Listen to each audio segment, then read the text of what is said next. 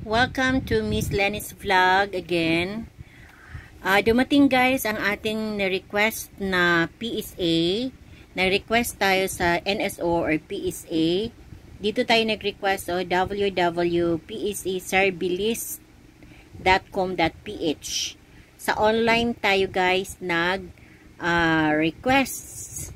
Nagbayad din tayo sa online. Nag-request tayo sa online para makakuha tayo ng birth certificate, death certificate, marriage certificate, and whatever certificate you want related sa Philippine Statistics Authority, PSA.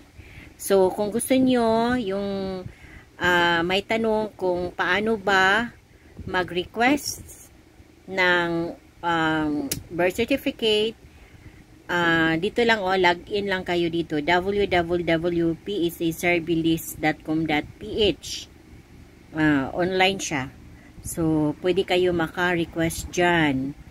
And then, kung meron ho kayong debit card or credit card, o pwede kayo magbayad direct sa online din.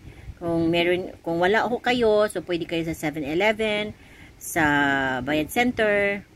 So, may reference number sila ibigay. So, kopyahin lang ninyo, i-print lang ninyo yun. So, yun, nag-request tayo ng eto, meron tayong marriage certificate. Request niya natin, ha? Ito, birth certificate. Oo. Lagi lang akong mag-request nito ng birth certificate kasi gamit na gamit ko ang birth certificate kasi tuwing may mga transactions, original talaga ang hingi nila. So guys, for info pala, kahit pa i-xerox ninyo ang itong ito ganito, PSA. Kahit i-xerox pa ninyo na colored na para tingnan na para ding original, malaman pa din sa isang establishment o isang government facility na nag-request ng mga PSA like birth certificate or marriage certificate na ang sinasubmit ninyo is not original but Xerox copy. So paano malaman na ang yung original na kahit pa sine-xerox ninyo na colored? So tingnan ninyo, kung mag-xerox kayo ng colored, ganito pa rin ang kalalabasan, 'di ba? Kung mag-xerox kayo ng colored, ganito pa rin colored, ganito pa rin ang kulay.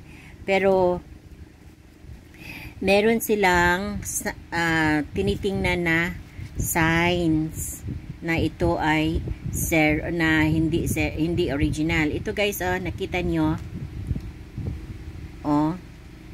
meron siyang sa gilid. Yan, colored sa gilid. Yan, at saka makita dyan sa ilalim na kompleto, hindi siya putol. Oo. Yan, may colored ang linya. May colored siya. May color siya. Yan. Hindi siya putol, kompleto. So, nag-request tayo ng certificate of live birth. Then, nag-request din tayo. Ilan bang ni-request natin dito? Dalawa. So, dalawa. 2 copies. 2 copies. Kailangan kasi yung birth certificate sa mga transactionist. Tapos, nag-request din tayo ng marriage certificate. Yan. Certificate of marriage sa aming dalawa ni Rinaldo. So, 2 copies din ito. 2 copies. Yan. yan, 2 copies. 2 copies ang na-request ko. So, meron pang isa. Ito, nag-request din ako ng certificate of death ni Boy. Kasi kailangan na meron din akong ganun na certificate of death. For, ano lang, future purposes lang. Baka meron ako mga transactions, lalo na sa bangko, kasi mag-change ako ng mga name na ba, yung apelyido sa mga documents ko. So, kailangan ang death certificate sa previous na husband ko na bundok pa.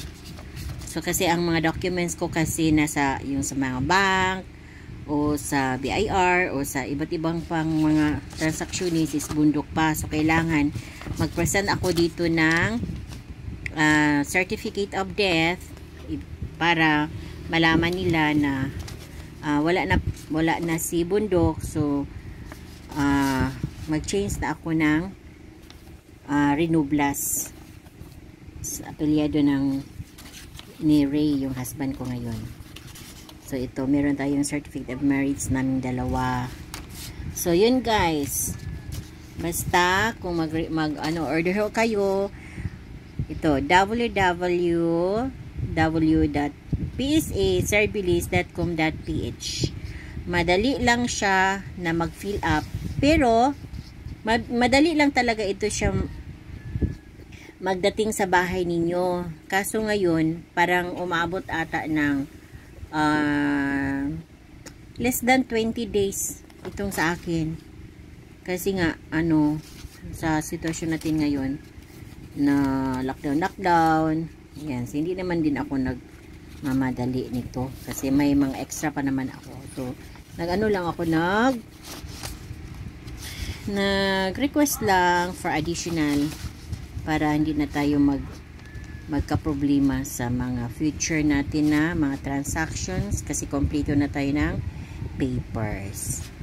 Okay guys, thank you for watching and please subscribe sa ating YouTube channel, Miss Lenny's Vlog.